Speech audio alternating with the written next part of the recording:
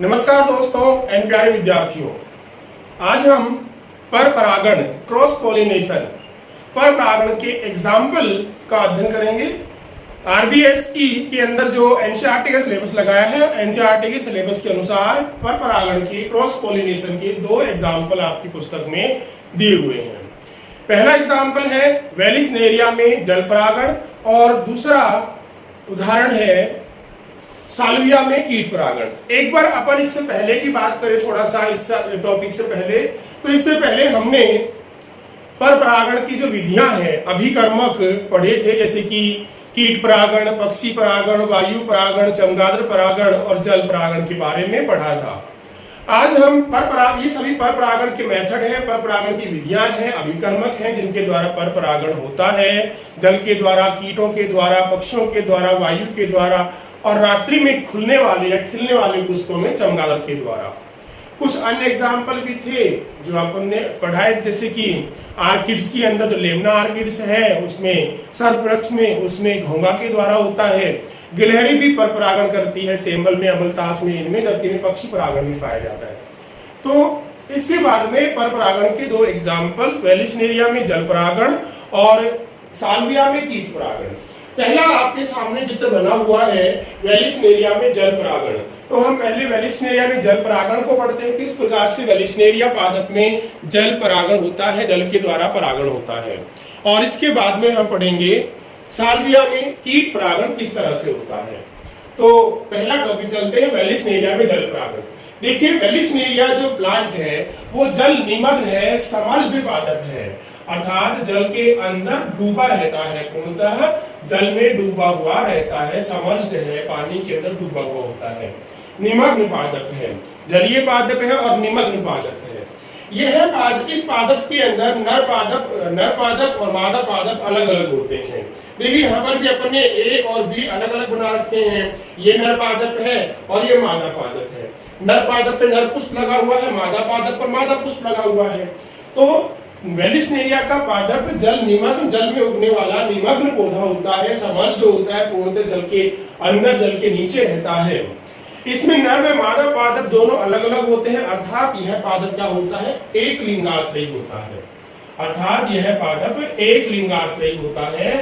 इसके अंदर नर पादप अलग और मादा पादप अलग होते हैं। नर जननांग अलग पादप के होंगे, मादा जननांग अलग पादप के होंगे, तो एक लिंगाश्रयी पादप होता है। नर पौधे में पुंकेसरी पुष्प कहां पर लगते हैं, किस रूप में लगते हैं? नर पौधे में पुंकेसरी पुष्प फीते की आकार की पत्तियां, ये जो ग्रीन कलर से बनी हुई है, ये फीते के आकार की लंबी लंबी पत्तियां होती हैं। तो नर पुष्प फीते की आकार की पत्तियों के बीच में किस प्रकार के पुष्पक्रम में, देखिए पुष्पक्रम, इनफ्लोरेसेंस, पुष्पों के लगने का क्रम, पुष्पावली वृंत पर पुष्पों के लगने का क्रम। तो इस पादप के अंदर, वेलिस्नेरिया के नर पादप में, फित्ते के आकार की पत्तियों के मध्य में या उनके बीच में, उनके कक्ष में, पत्तियों के कक्ष में स्थूल मंजरी पुष्पक्रम में, स्थूल मंजरी पुष्पक्रम या स्पेडिक्स, इंग्लिश में बोलते हैं स्पेडिक्स इन्फ्लोरेसेंस। तो स्पेडिक्स या स्थूल मंजरी पुष्पक्रम में नर पुष्प लगे होते हैं। कहां पर? हरे रंग की जो पत्तियां हैं उनके कक्ष में लगे होते हैं। किस प्रकार के पुष्पक्रम में? स्थूल मंजरी पुष्पक्रम में या स्पेडिक्स पुष्पक्रम में लगे होते हैं नर पुष्प, जिसमें से नर ही भाग होता है। यह नर पौधा अधिक संख्या में नर पुष्प उत्पन्न करता है। नर पौधे के द्वारा अधिक संख्या में नर पुष्प उत्पन्न किए जाते हैं, जो टूटकर बंद व अपरिपक्व अवस्था में ही, जो टूटकर बंद व अपरिपक्व अवस्था में ही जल की सतह पर आकर के तैरने लग जाते हैं। ये देखिए, ये सारे के सारे नर पुष्प हैं जो जल की सतह पर आकर के स्वतंत्र रूप से प्लावी है। यहाँ पर लिखा हुआ है स्वतंत्र प्लावी नर पुष्प। तो स्थूल मंजरी स्पेडिक्स या स्थूल मंजरी पुष्पक्रम में नर पुष्प पत्तल कक्ष में लगते हैं, जो बंद व अपरिपक्व अवस्था में टूट करके जल की सतह पर आकर के तैरने लगते हैं। तो ये तो था नर पुष्प के बारे में। अब हम बात करते हैं मादा पादप के बारे में। तो मादा पादप के अंदर मादा पुष्प लगता है। यह मादा पुष्प भी एक लंबे पुष्पावली वृंत पर लगता है। मादा पौधा या मादा पादप मादा पुष्प बनाता है। मादा पुष्प लंबे कुंडलित वृंत पर लगा होता है।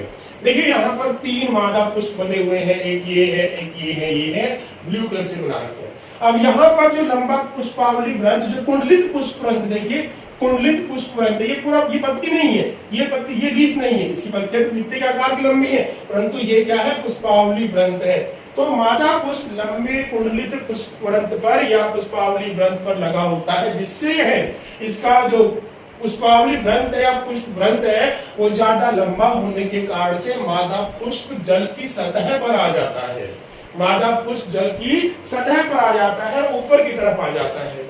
वर्तिकाग्र 3 भागों में बटी होती है, वर्तिकाग्र 3 भागों में बटी होती है, 1 2 3 भागों में बटी हुई वर्तिकाग्र इसकी होती है। तैरते हुए नर पुष्प, जो तैरते हुए नर पुष्प है, जब वर्तिकाग्र के संपर्क में आते हैं, मादा पुष्प से टकराते हैं तो इनके पराग कोष फट जाते हैं। तैरते हुए नर पुष्प जब मादा पुष्प से टकराते हैं तो इनके पराग कोष फट जाते हैं और वर्तिकाग्र को पराग कण मिल जाते हैं। वर्तिकाग्र पर पराग कण चिपक जाते हैं। पराग कण प्राप्त करने के बाद अब यहाँ पर एक अद्भुत क्रिया विधि पाई जाती है। पराग कण प्राप्त करने के बाद वर्तिकाग्र यानी मादा पुष्प को पराग कण मिल गए, पोलन ग्रेन मिल गए, उसके बाद में इसका लंबा कुंडलित पुष्प वृंत कुंडलित होकर मादा पुष्प को पानी के अंदर खींच लेता है, यानी कि नीचे के पत्तियों के बीच में खींच लेता है। मादा पुष्प जैसे ही परागित हो जाता है, परागकण ग्रहण कर लेता है, तो इसका लंबा कुंडलित पुष्प वृंत इस पुष्प को वापस पत्तियों के कक्ष में खींच लेता है और फल का विकास भी अंदर ही होता है। फल जो है वो अब जल के अंदर ही पत्ती कक्ष में ही निर्माण होता है। तो ये था वेलिस्नेरिया में जल परागण। वेलिस्नेरिया में जल परागण के लिए नर पौधा और मादा पौधा अलग अलग होता है, अर्थात यह एक लिंगाश्रयी पादप होता है। नर पादप के अंदर लंबी लंबी पत्तियां या पीते के आकार की लंबी पत्तियों के कक्ष में स्थूल मंजरी पुष्प क्रम में, स्पेडिक्स पुष्प क्रम में नर पुष्प उत्पन्न होते हैं, जो संख्या में अधिक होते हैं। ये पुष्प बंद और अपरिपक्व अवस्था में टूटकर पानी की सतह पर आकर के तैरने लग जाते हैं, ऊपर आकर के खुल जाते हैं। ऊपर आकर के ये पुष्प खुल जाते हैं, पानी सतह पर आकर के खुल जाते हैं। मादा पादप मादा पुष्प उत्पन्न करता है। मादा पुष्प लंबे कुंडलित पुष्प वृंत पर लगा होता है और इसकी वर्तिकाग्र 3 भागों में बटी हुई होती है। जब तैरते हुए नर पुष्प मादा पुष्प से टकराते हैं तो इनके पराग कोष फट जाते हैं, वर्तिकाग्र को पराग कण मिल जाते हैं। पराग कण मिलने के बाद में मादा पुष्प का पुष्पावली वृंत या कुंडलित पुष्प वृंत इस पुष्प को पुनः अंदर की ओर खींच लेता है, पत्ती कक्ष में खींच लेता है और फलों का निर्माण भी पुष्प के पत्तियों के कक्ष में ही होता है। पत्तियों कक्ष में फल का निर्माण होता है या अर्थात परिपक्व हो जाता है। तो ये था साल वेलिस्नेरिया में जल परागण किस प्रकार से होता है। तो वेलिस्नेरिया में जल परागण जल की सतह पर जल के द्वारा ही होता है। वेलिस्नेरिया में जल परागण जल की सतह पर जल के द्वारा ही होता है। दूसरा उदाहरण है हमारा अलग से साल्विया में कीट परागण। तो साल्विया में कीट परागण किस प्रकार से मिलता है, हम उसका अब अध्ययन करते हैं। तो आइए अब हम पढ़ते हैं साल्विया में कीट परागण। साल्विया में कीट परागण किस तरह से होता है। सबसे पहले हम साल्विया की पुष्प की बात करते हैं।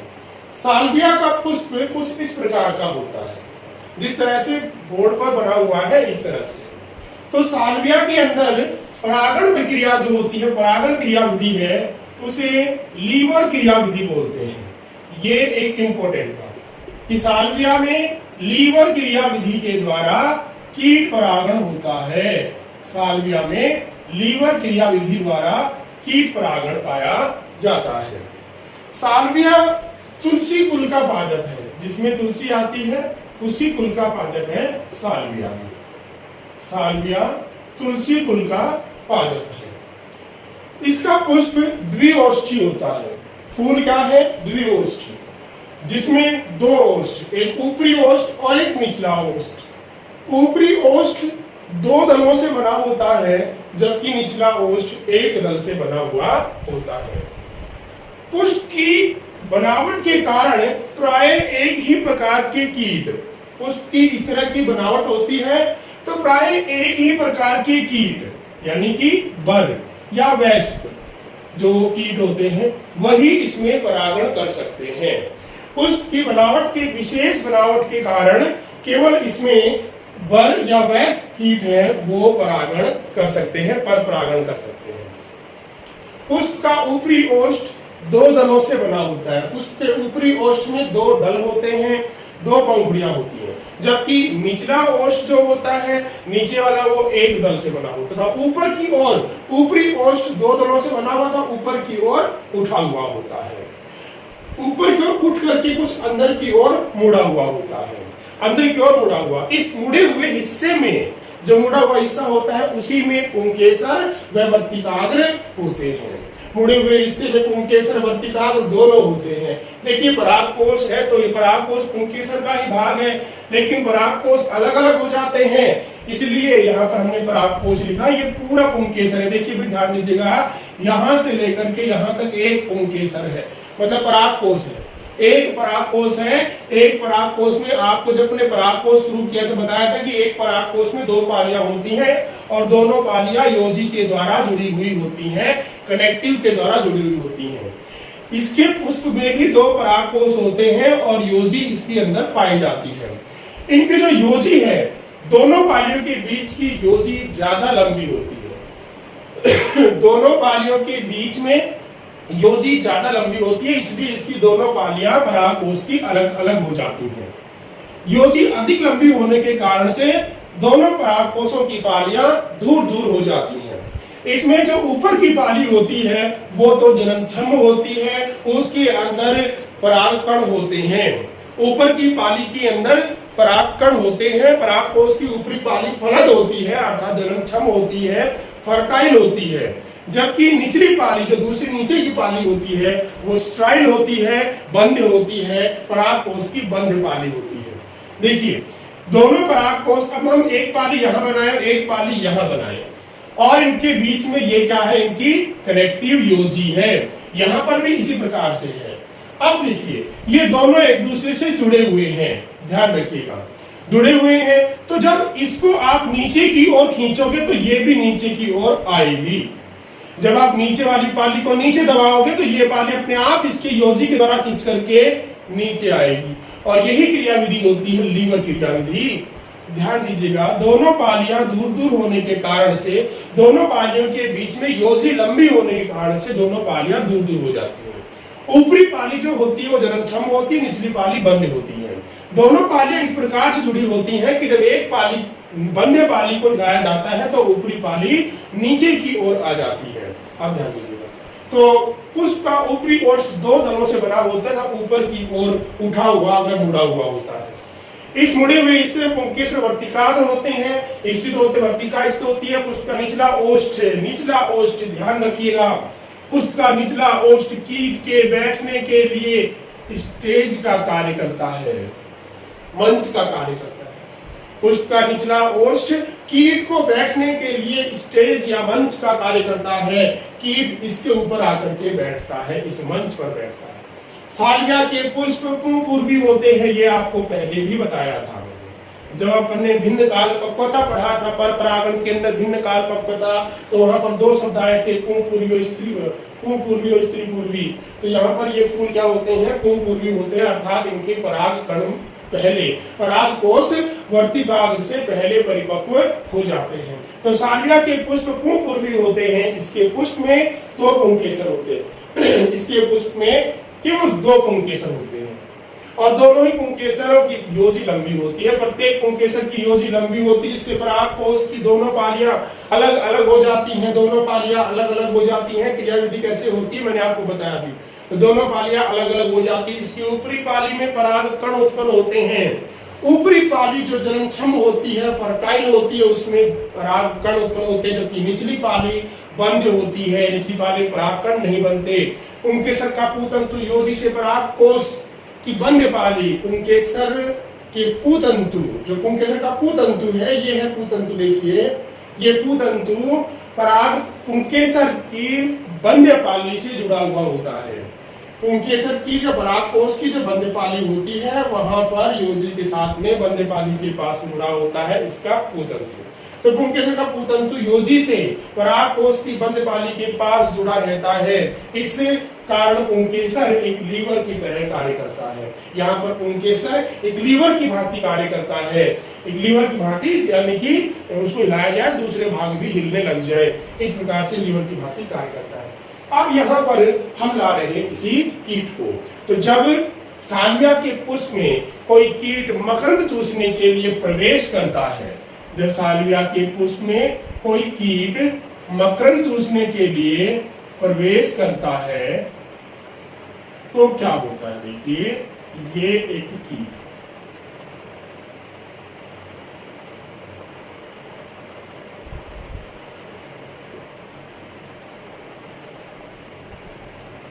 एक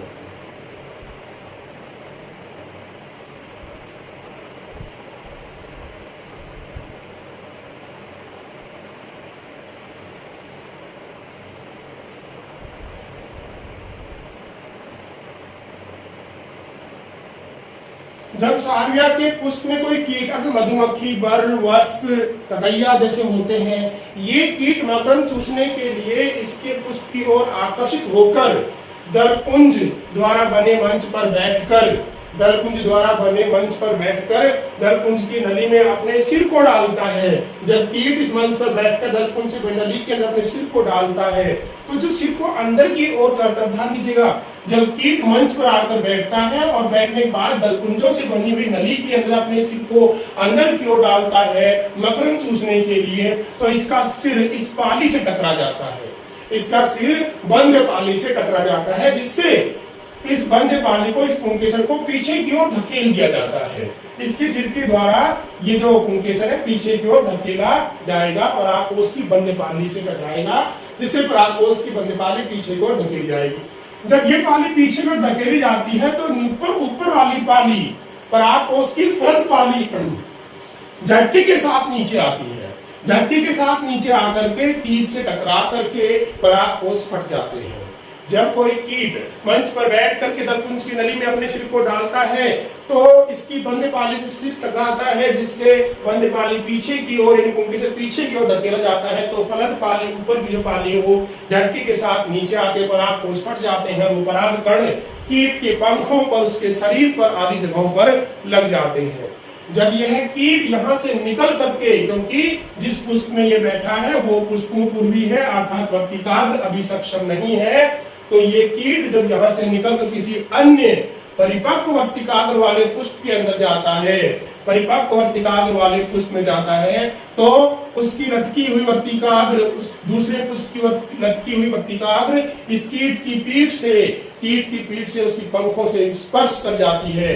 पीठ के ऊपर पहले से ही परागकण लगे होते हैं और उसी समय वर्तिकाग्र पर वो परागकण चिपक जाते हैं और परागण प्रक्रिया पूरी हो जाती है। तो इस तरह से कीट के अंदर लीवर क्रिया विधि के द्वारा परागण प्रक्रिया होती है और पुष्प को परागकण मिल जाते हैं। तो एक बार फिर से ध्यान दे लीजिएगा फटाफट। साल्विया के पुष्प के अंदर लीवर क्रिया विधि के द्वारा परागण पाया जाता है या कीट परागण पाया जाता है। यह तुलसी कुल का पौधा होता है और इस पुष्प, यह पुष्प द्विओष्ठी होता है। इसमें एक कोष्ठ ऊपर और एक कोष्ठ नीचे की होता है। पुष्प की बनावट के कारण एक विशेष प्रकार की कीट बर या वैस्प ही इसमें परागण कर सकता है। पुष्प का ऊपरी ओष्ठ 2 दलों से, जबकि निचला ओष्ठ एक दल से बना हुआ होता है। ऊपरी ओष्ठ के अंदर ही वर्तिकाग्र और पुंकेसर होते हैं। ऊपर के उठा हुआ और मुड़ा हुआ होता है, इस भाग के अंदर वर्तिकाग्र और पुंकेसर स्थित होते हैं। तो उसका निचला ओष्ठ मंच की तरह, कीट को बैठने के लिए मंच की तरह कार्य करता है। साल्विया के पुष्प पूर्वी होते हैं, अर्थात इनके परागकोश पहले परिपक्व होते हैं वर्तिकाग्र से। इसके पुष्प में 2 पुंकेसर होते हैं। प्रत्येक पुष्प पुंकेसर की योजी बहुत लंबी होती है। योजी लंबी होने के कारण दोनों पालियां अलग अलग हो जाती हैं। जो जननक्षम पाली होती है ऊपर होती है और बंद पाली होती है वो नीचे होती है। तो इस प्रकार से इसके अंदर परागकोश की बंद पाली के और पुंतंतु जो है वो पुंकेसर का पुंतंतु योजी के द्वारा, पुंकेसर का पुंतंतु योजी के द्वारा बंद पाली के पास जुड़ा हुआ होता है। इस कारण पुंकेसर एक लीवर की भांति कार्य करता है। जब कोई कीट मकरंद चूसने के लिए मकरंद की तलाश में पुष्प की ओर आकर्षित होता है, दलपुंज द्वारा बने मंच पर बैठ करके अपने सिर को इस पुष्प की दलपुंज नली में डालता है, तो सिर पुंकेसर की बंद पाली से टकराकर पुंकेसर को पीछे की ओर धकेल देती है, जिससे ऊपरी पाली झटके के साथ नीचे आकर के कीट की पंखों से या शरीर से टकरा करके परागकोश फट जाते हैं और ये परागकण कीट के शरीर पर लग जाते हैं या गिर जाते हैं। जब ये कीट यहाँ से निकल किसी अन्य पुष्प पर बैठता है तो उस पुष्प की उस सालिया के पुष्प लटकती हुई वर्तिकाग्र को स्पर्श कर जाता है और वर्तिकाग्र के ऊपर परागकण चिपक जाते हैं, वर्तिकाग्र को परागकण मिल जाते हैं। इस प्रकार से सालविया में कीट परागण संपन्न होता है। तो ये था सालविया में कीट परागण किस तरह से होता है। तो चित्र आपको अलग से भी दे दिए जाएंगे, ये चित्र आपके बोर्ड पे बना भी हुआ है।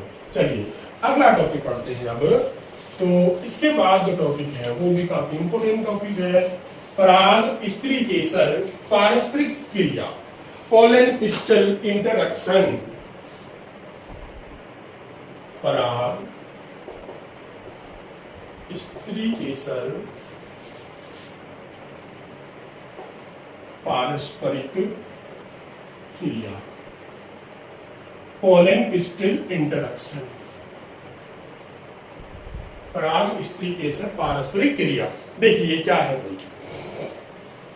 परागण प्रक्रिया पूरी हो चुकी है, अर्थात पराग कणों को किन्हीं माध्यम से, बहुत सारे माध्यम से, कीटों के माध्यम से, जल के माध्यम से, चमगादड़ के द्वारा, पक्षियों के द्वारा हमने पराग कणों को वर्तिकाग्र पर पहुंचा दिया। अब वर्तिकाग्र पर अनेक पादपों के परागकण आकर के गिरते हैं। जरूरी नहीं है कि उसी जाति के परागकण उसी जाति के पुष्प की वर्तिकाग्र पर गिरे, अन्य जातियों के परागकण भी आकर गिर जाते हैं। कीटों को भी ये नहीं पता होता है कि वो किस पुष्प से उठकर आया है, उसी जाति के पुष्प पर जाकर बैठा है, ऐसा जरूरी नहीं है। अनेक प्रकार के परागकण वर्तिकाग्र पर आकर के गिरते हैं, परंतु फिर भी सभी प्रकार के परागकण उस पर अंकुरित नहीं होते हैं। सभी प्रकार के, सभी पौधों के परागकण सभी प्रकार के वर्तिकाग्र पर अंकुरित नहीं होते हैं। अर्थात वर्तिकाग्र इतनी सक्षम होती है, वर्तिकाग्र इतनी सक्षम होती है कि वह अपनी ही जाति के परागकणों को पहचानती है, और जब सेम जाति के यानी कि आपसी जाति के ही परागकण होते हैं तभी वर्तिकाग्र उन परागकणों को अंकुरित होने देती है। तो एक ही जाति के परागकण उसी प्रजाति के जायांग की वर्तिकाग्र पर अंकुरित होते हैं। एक ही जाति के परागकण उसी प्रजाति के जायांग की वर्तिकाग्र पर अंकुरित होते हैं। किसी भिन्न जाति के परागकण किसी भिन्न जाति की वर्तिकाग्र पर अंकुरित नहीं होंगे। भिन्न प्रकार के परागकण आकर गिरते हैं, वायु के माध्यम से उड़ते परागकण भी बहुत सारे आकर गिरते हैं, लेकिन सही परागकण अंकुरित नहीं होते। सेम जाति के परागकण ही अंकुरित होते हैं। वर्तिकाग्र इतनी सक्षम होती है कि वे अन्य प्रजाति के परागकणों को स्वीकार नहीं करती है।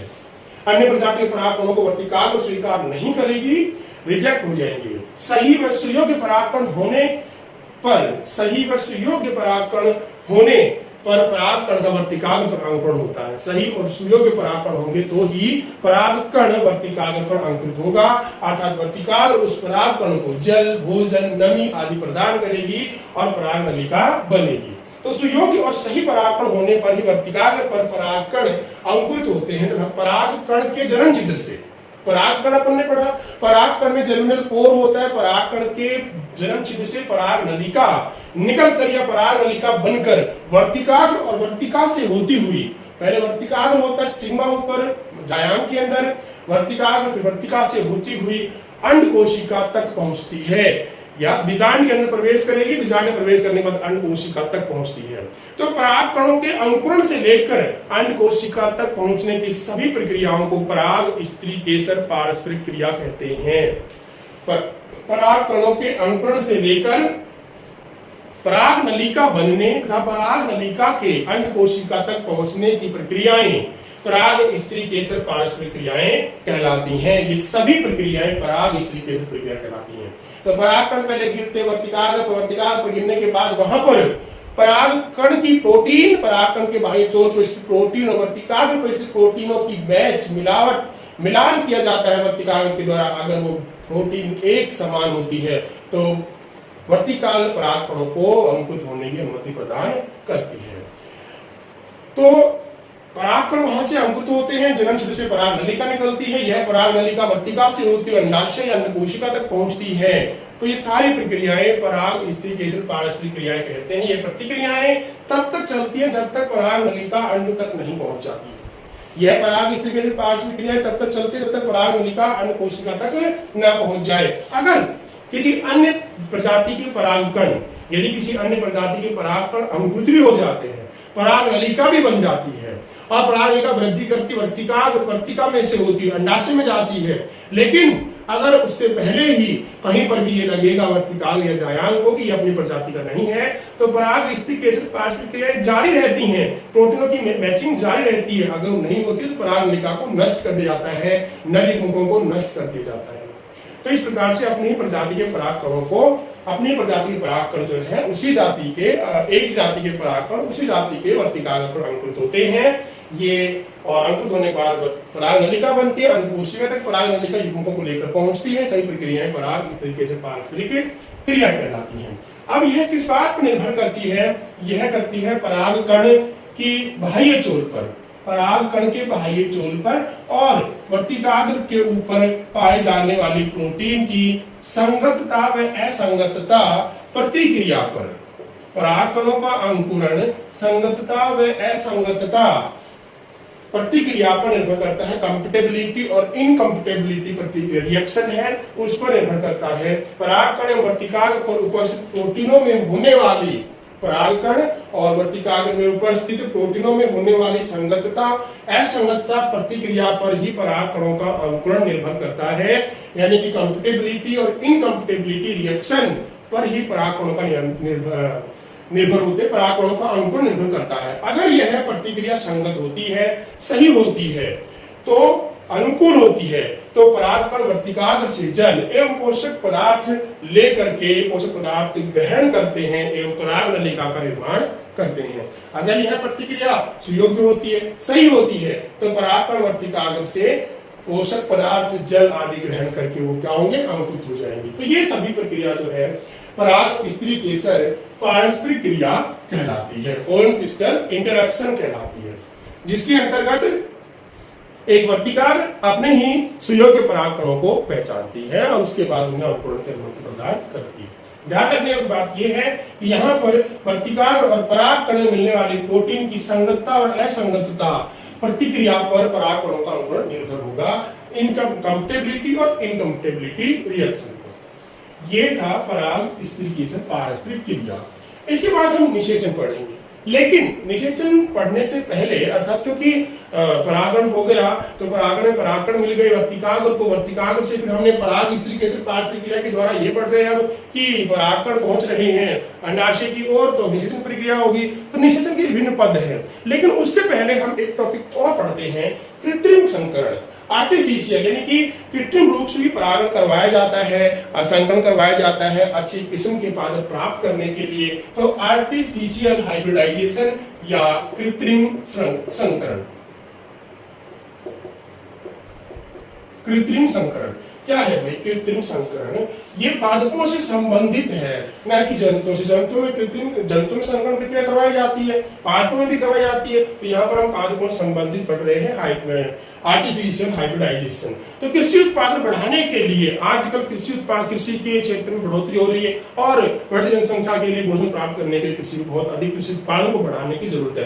तो कृषि उत्पादन बढ़ाने के लिए पादप प्रजनक विभिन्न प्रजातियों के बीच क्रॉसिंग या संकरण करवाते हैं। पादप प्रजनक जो है वो विभिन्न प्रजातियों के बीच में संकरण करवाते हैं ताकि अच्छी पैदावार हो, अच्छी गुणवत्ता युक्त पौधे बने, अच्छी गुणवत्ता युक्त फल सब्जी अनाज आदि प्राप्त हो। तो इसके लिए पादप प्रजनक विभिन्न जातियों के बीच में क्रॉसिंग या संकरण करवाते रहते हैं।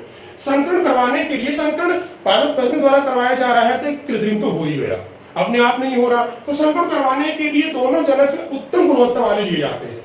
संकरण करवा रहे हैं तो दोनों जनक अच्छी गुणवत्ता लेते हैं और अच्छी गुणवत्ता वाले दोनों जनकों के जो लक्षण है अच्छे वो दोनों के मिश्रित कर दिए जाते हैं, एक में मिश्रण कर देते हैं। तो अच्छे गुणवत्ता वाले पादप लिए जाएंगे। संकरण द्वारा फसलों की उन्नत किस्मों को उत्पन्न किया जाता है। संकरण के द्वारा फसलों की अच्छी किस्म, उन्नत किस्म होती है, उनको उत्पन्न किया जाता है जिससे उन फसलों में कीट प्रतिरोधकता आए, रोग प्रतिरोधकता आए और फसल की पैदावार जल्दी और अच्छी प्राप्त हो।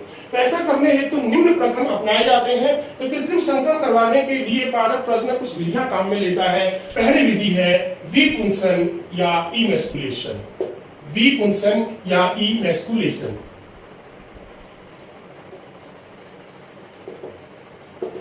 इमैस्कुलेशन, विपुंसन विपुंसन, वी यानी पृथक करना, वी यानी पृथक करना, सेपरेट करना, पुंसन यानी पुंकेसर को, तो नाम नहीं है विपुंसन यानी कि पुंकेसर को पृथक करना। तो कब करते हैं? विपुंसन में पौधे से पुंकेसरों को यानी पराग कोषों को परिपक्व होने से पहले ही चिमटी की सहायता से निकाल दिया जाता है। पराग कोष को परिपक्व होने से पहले ही यानी परिपक्व होने से पहले, बहुत पहले, फटने से नहीं, फटने से पहले पराग कोष के परिपक्व होने से पहले ही चिमटी की सहायता से पुंकेसरों को निकाल देते हैं। द्विलिंगी पुष्पों में विपुंसन करवाया जाता है, ये ध्यान रखिएगा। विपुंसन द्विलिंगी पुष्पों के अंदर ही करवाया जाता है। तो द्विलिंगी पुष्प में पराग कोषों को उनकी कलिका अवस्था में, परिपक्व अवस्था में ही चिमटी की सहायता से निकाल दिया जाता है, इसे विपुंसन कहते हैं। तो पुष्प द्विलिंगी था, पुंकेसर निकाल दिए, तो अब इस पुष्प का चुनाव मादा पुष्प के रूप में किया जाएगा, क्योंकि पुंकेसर नहीं है तो पुष्प कैसा बन गया? अब मादा पुष्प बन गया, मादा जनक के रूप में इस पुष्प का चुनाव किया जाता है। दूसरी विधि, इसके बाद क्या काम है? थैलीकरण या बैगिंग।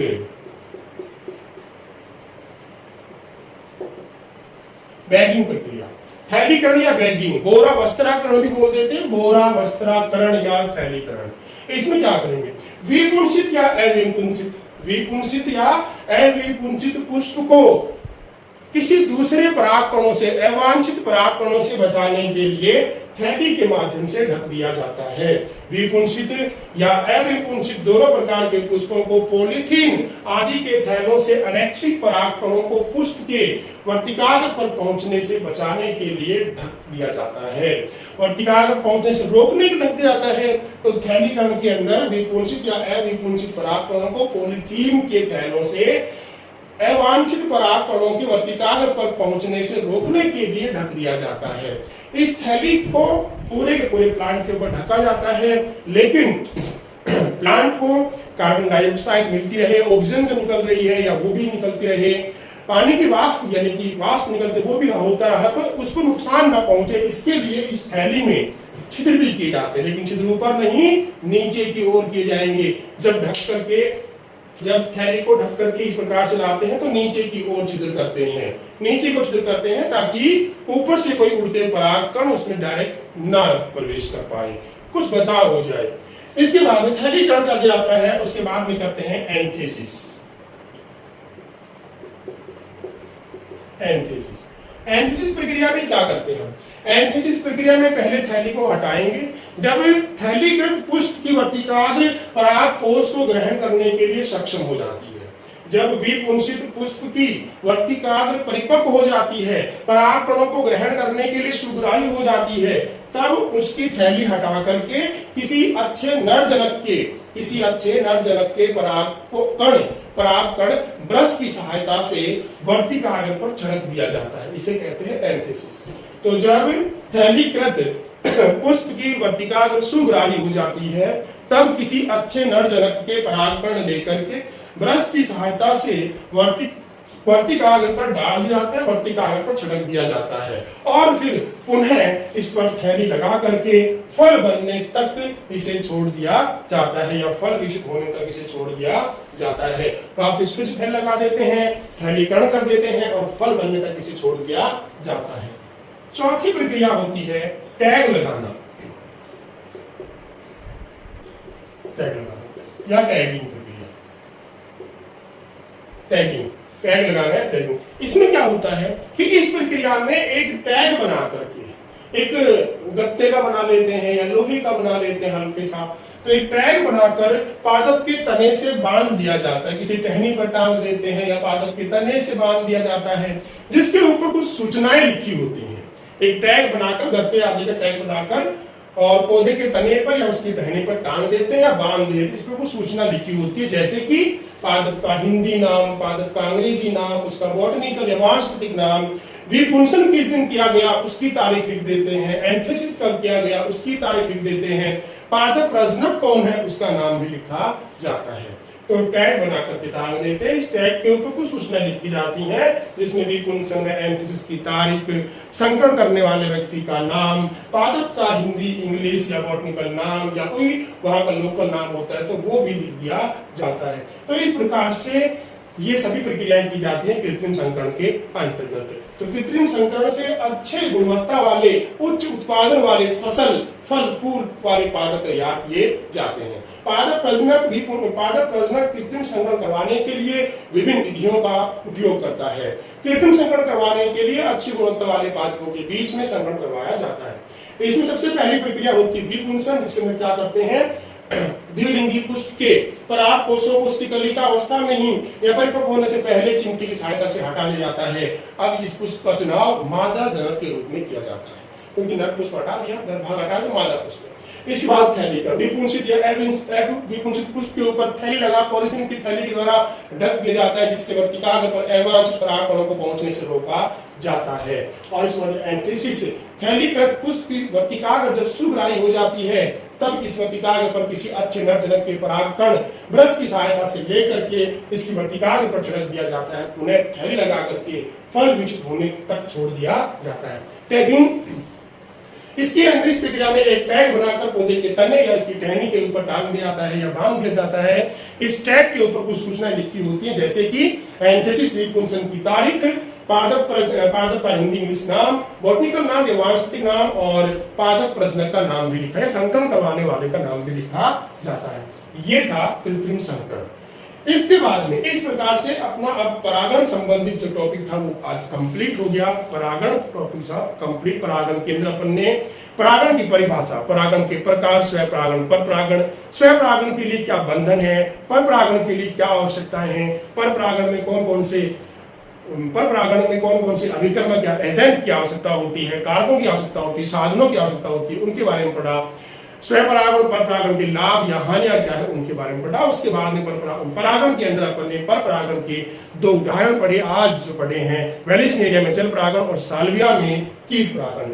उसके बाद में पराग स्त्री केसर पारस्परिक क्रिया, पोलन पिस्टल इंटरेक्शन के बारे में पढ़ा, जिसमें संगतता और असंगतता प्रतिक्रिया के बारे में अध्ययन किया। और अंत में अपन ने कृत्रिम संकरण पढ़ा। कृत्रिम संकरण के अंतर्गत विपुंसन, थैलीकरण, एंथीसिस और टैग लगाना। तो ये प्रक्रियाएं सारी क्या थी, परागण संबंधित बातें थी। इसके बाद में अब अपन नया टॉपिक लेकर के हाजिर होंगे, निषेचन, फर्टिलाइजेशन, यानी निषेचन प्रक्रिया। तो निषेचन प्रक्रिया के अंदर अपन 4 पदों के अंदर निषेचन का अध्ययन करेंगे, जिसके अंदर पराग नलिका पहले परागकण अंकुरित होंगे, पराग नलिका का निर्माण होगा, पराग नलिका की वृद्धि, पराग नलिका का अंडाशय में प्रवेश, फिर बीजांड में प्रवेश, भ्रूणकोश में प्रवेश और अंत में युग्मकों का संलयन। तो इस प्रकार से निषेचन प्रक्रिया का अध्ययन किया जाएगा। तो